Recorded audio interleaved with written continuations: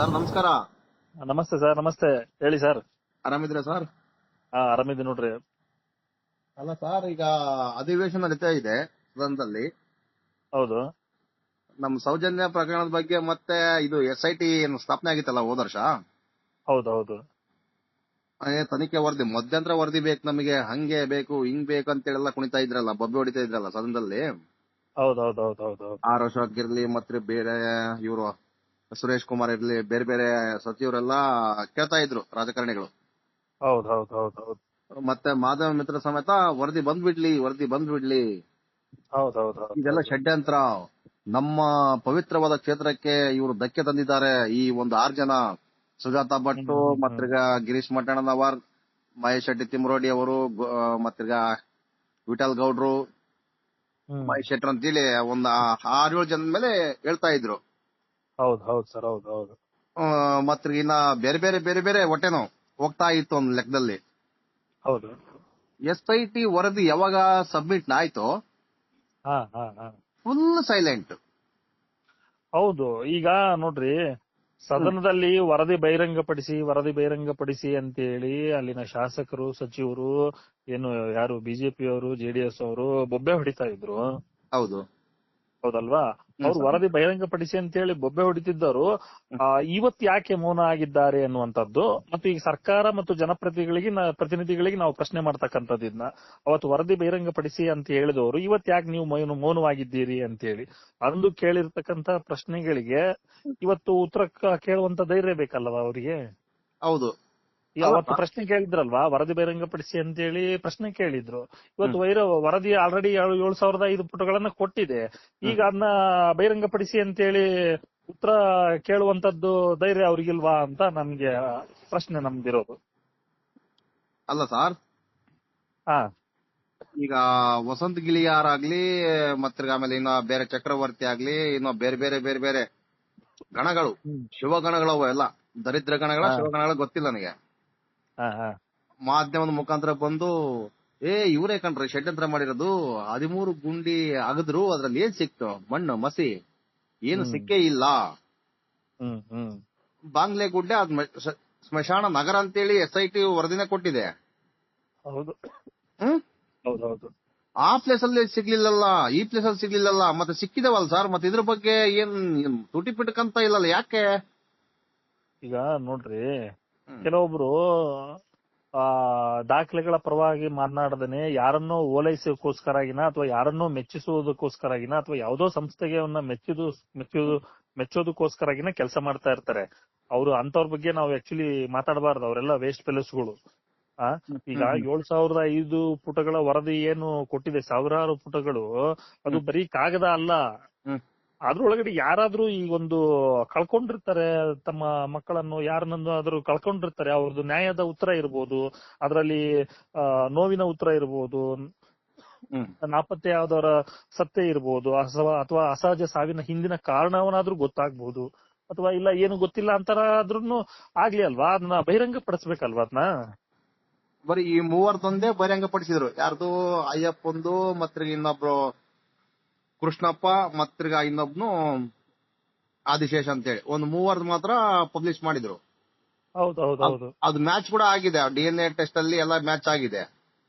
Sir, ಏನೇ ಇರ್ಲಿ sir, ಅದು ಸತ್ಯ ಹೊರಗೆ ಬರ್ಬೇಕು. ಈಗ ಸತ್ಯವನ್ನ ಮುಚ್ಚಿಡೋದ್ರಿಂದ ಅನುಮಾನ ಮಾತ್ರ ಹೆಚ್ಚುತ್ತಾ ಇದೆ ಹೊರತು ನ್ಯಾಯಕ್ಕೆ ದಾರಿ ಸಿಗೋದಿಲ್ಲ ಮುಚ್ಚಿಡೋದ್ರಿಂದ.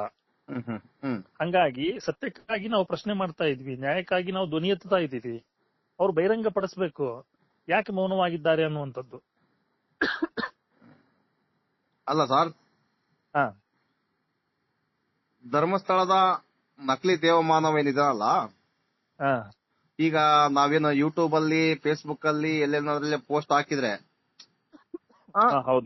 ಡಿಲೆಕ್ಟ್ ಮಾಡಿಸುವಂತದ್ದು, ವಿಡಿಯೋಗಳನ್ನ ಡಿಲೆಕ್ಟ್ ಮಾಡಿಸಿ ಅಂತ ಹೇಳ್ತೀನಲ್ಲ, ಯಾಕಿರ್ಬೋದು ಸರ್?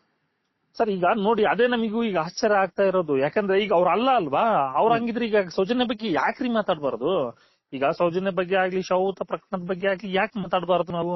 ಯಾಕಲ್ಲಿ ನಾವು ಅಲ್ಲಿ ಒಂದು ಅನ್ಯಾಯ ಆಗಿದೆ, ಅದ್ರ ಬಗ್ಗೆ ಅಥವಾ ಯಾರಾದ್ರೂ ಕಳ್ಕೊಂಡಿದ್ದಾರೋ, ಅಥವಾ ನೋವಿದೇನೋ, ಅಥವಾ ಅಸಹಜ ಸಾಹೇಬಿದೇನೋ, ಅಥವಾ ಮಹಿಳೆಯರ ನಾಪತ್ತೆ ಪ್ರಕರಣ ಇದೇನೋ, ಅದ್ರ ಬಗ್ಗೆ ನಾವು ಕೇಳ್ತಾ ಇದ್ದೀವಿ. ಅದು ಹೊರಗಡೆ ಬರ್ಲಿ ಅಲ್ಲ, ಅದ್ರ ಬಗ್ಗೆ ನಾವು ಮಾತಾಡ್ತಾ ಇದೀವಿ. ಅದನ್ನ ನಿಲ್ಸೋಕ್ ಅವ್ರು ಯಾರು? ಈಗ ವಾಕ್ ಸ್ವಾತಂತ್ರ್ಯ ಇದೆ, ಮಾತನಾಡ್ತಾ ಇದ್ದೀವಿ.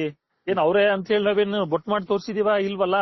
ಅವ್ರು ಯಾಕೆ ನಮಗೆ ಈಗ ನೀವು ಧರ್ಮಸ್ಥಳ ಅಂತ ಹೇಳಿ ಮಾತಾಡಬಾರ್ದು? ಅದು ಸ್ವಾಮಿ, ಅದು ಒಂದು ಊರು, ಗ್ರಾಮ ಅದು. ಆ ಊರ ಹೆಸರು ಯಾಕೆ ಎತ್ತಬಾರ್ದು ಅಲ್ವಾ? ಹೌದು ಸರ್, ಹೌದೌದು. ಧರ್ಮಸ್ಥಳ ಅಂತಕ್ಕಂಥದ್ದು ಒಂದು ಗ್ರಾಮ. ಅಲ್ಲಿ ಆಗಿರ್ತಕ್ಕಂತಹ ಏನು ನಾಪತ್ತೆ ಪ್ರಕರಣಗಳಿದ್ದಾವೆ, 1500 10 ಅಸಹಜ ಸಾವು ಪ್ರಕರಣಗಳಿದ್ದಾವೆ, 74 UDR ಕೇಸಸ್ಗಳು ಒಂದ್ ಕಡೆ ನಡೀತಾ ಇದೆ. ಅದಕ್ಕೆ ಪ್ರತ್ಯೇಕ FIR ಹಾಕಿ ಅಂತೇಳಿ ಅನುಮಾನಾಸ್ಪದ ಸಾವುಗಳು ಇದಾವೆ.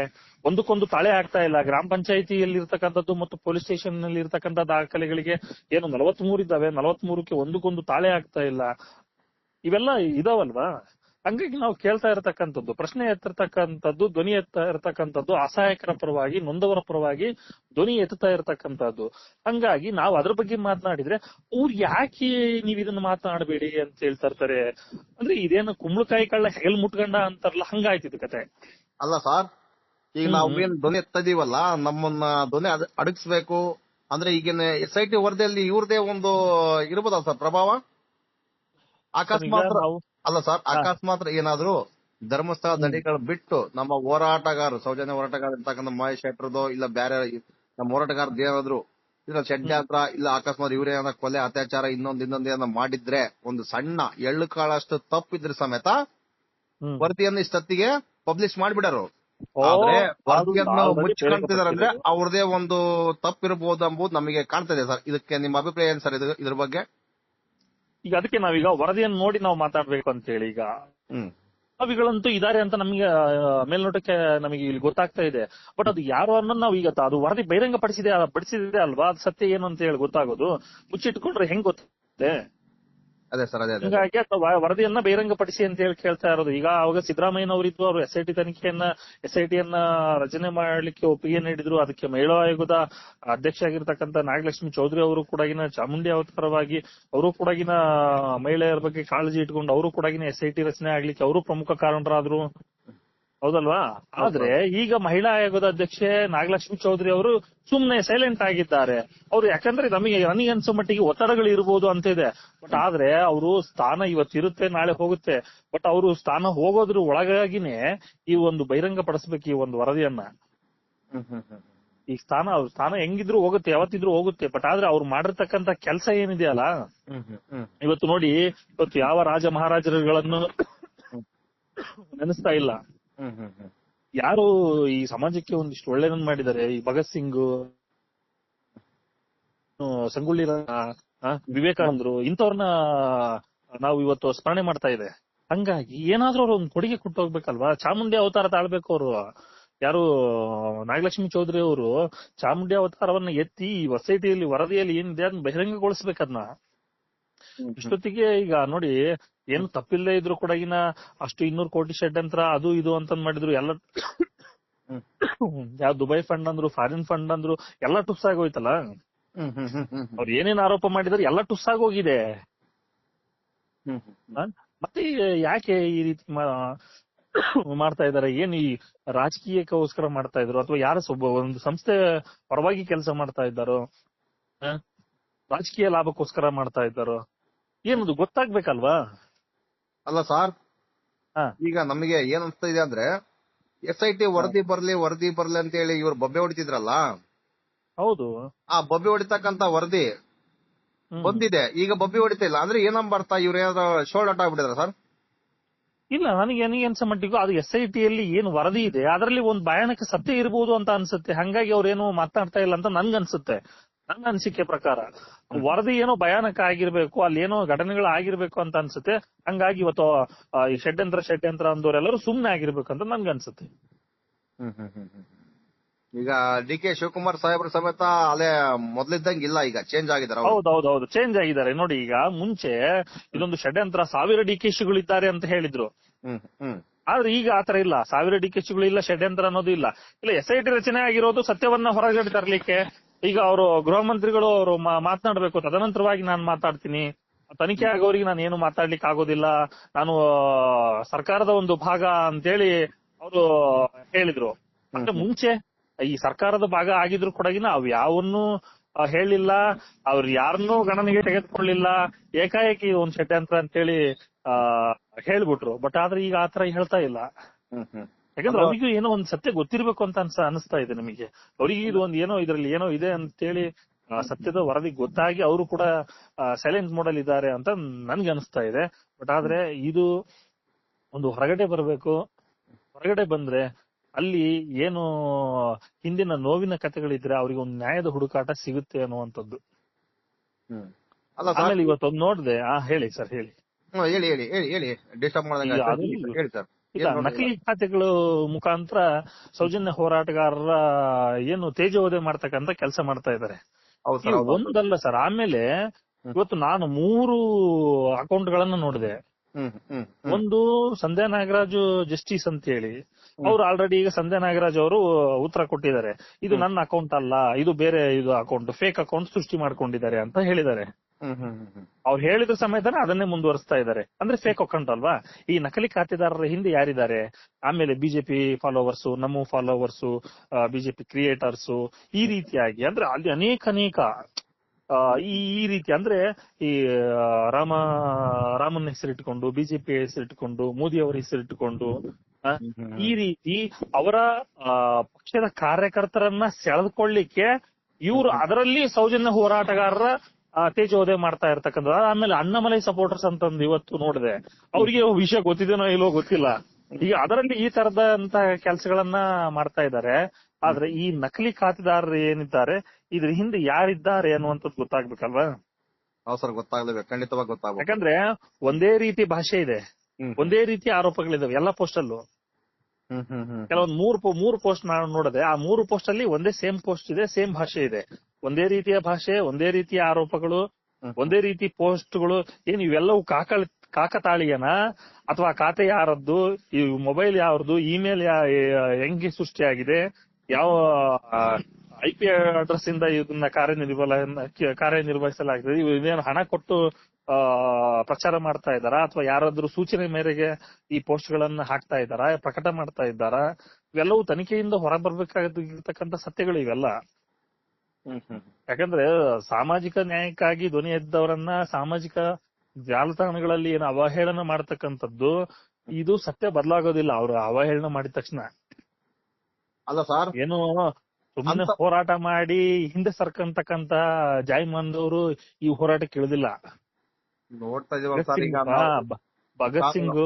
ಭಗತ್ ಸಿಂಗ್, ಸಂಗೊಳ್ಳಿ ರಾಯಣ್ಣನ ಅಂತವ್ರು ಈ ಹೋರಾಟಕ್ಕೆ ಇಳಿದಿರೋದು. ಹಂಗಾಗಿ ಹೋರಾಟ ಮಾಡಿ ಹಿಂದೆ ಸರಿಯತಕ್ಕಂಥವ್ರು ಯಾರೂ ಇಲ್ಲ. ಈ ಹೋರಾಟ ನಿಲ್ಲೋದು ಇಲ್ಲ. ಈ ಪ್ರಧಾನಮಂತ್ರಿನ ಯಾರೋ ಪ್ರಭಾವಗಳು ಏನಾದ್ರು ಇದ್ರಲ್ಲಿ ಇದ್ದು ಅವ್ರು ಏನಾದ್ರು ಪ್ರಧಾನಮಂತ್ರಿಯನ್ನು ಕೊಂಡ್ಕೊಂಡ್ಬಂದ್ರು ಈ ಹೋರಾಟ ನಿಲ್ಲೋದಿಲ್ಲ.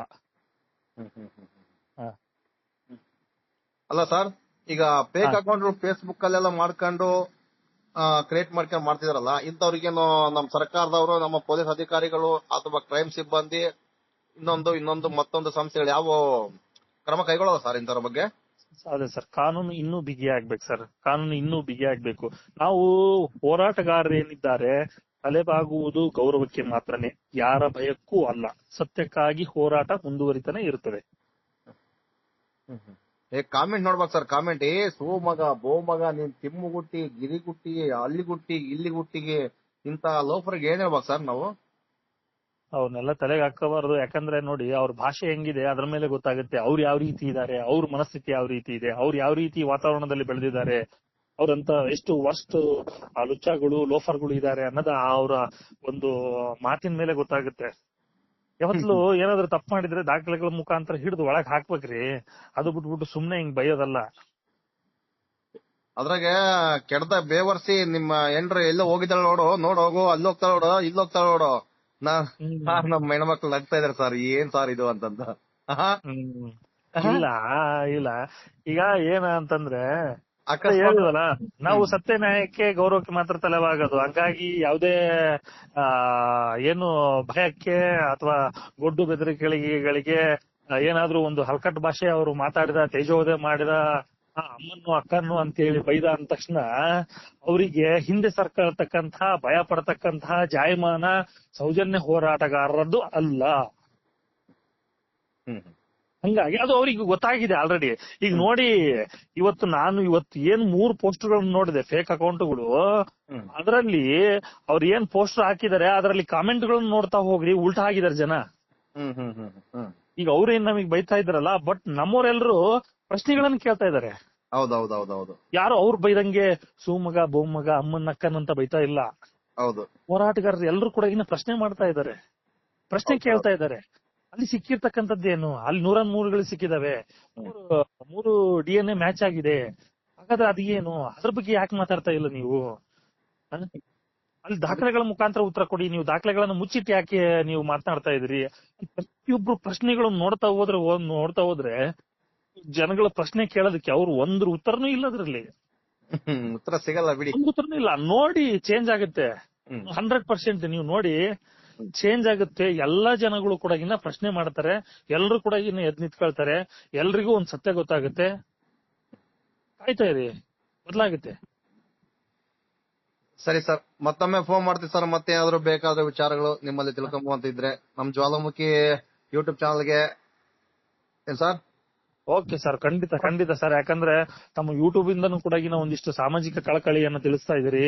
ಇವತ್ತು ಯೂಟ್ಯೂಬ್ ಗಳಲ್ಲಿ ಏನೋ ಬೇಡದ ಇರತಕ್ಕಂಥದ್ದು ಎಲ್ಲ ಶೇರ್ ಮಾಡಿ ಇದು ಮಾಡ್ತಾ ಇದಾರೆ. ಬಟ್ ಆದ್ರೆ ನೀವು ಒಂದಿಷ್ಟು ಸಮಾಜಕ್ಕೆ ಒಂದಿಷ್ಟು ಏನ್ ತಿಳ್ಕೋಬೇಕು, ಎಷ್ಟು ಪ್ರಜ್ಞಾವಂತರಾಗ್ಬೇಕು, ಯಾವ ರೀತಿ ವಿಚಾರವಂತರಾಗ್ಬೇಕು ಅನ್ನುವಂಥದ್ದನ್ನ ನೀವು ಜನರಿಗೆ ಒಂದು ವಿಚಾರವಂತಿಕೆಯನ್ನ ತಿಳಿಸ್ತಾ ಇದ್ದೀರಿ. ಹಾಗಾಗಿ ಏನು ಯೂಟ್ಯೂಬ್ ಅಲ್ಲಿ ಬರ್ತಾ ಇದೆ, ಹಂಗಾಗಿ ತಮ್ಮ ಎಲ್ಲರೂ ಕೂಡ ಹ್ಯಾಟ್ಸ್ ಆಫ್ ಹೇಳ್ತೀನಿ ಸರ್. ಒಳ್ಳೇದಾಗ್ಲಿ ಸರ್. Thank you. ಧನ್ಯವಾದ. Thank you sir. ಧನ್ಯವಾದ ಸರ್. ಓಕೆ ಸರ್, ಮತ್ತೊಮ್ಮೆ ಫೋನ್ ಮಾಡ್ತೀವಿ ಸರ್ ನಿಮ್ಗೆ. Okay sir. ಆಯ್ತು sir. Thank you sir. Okay sir.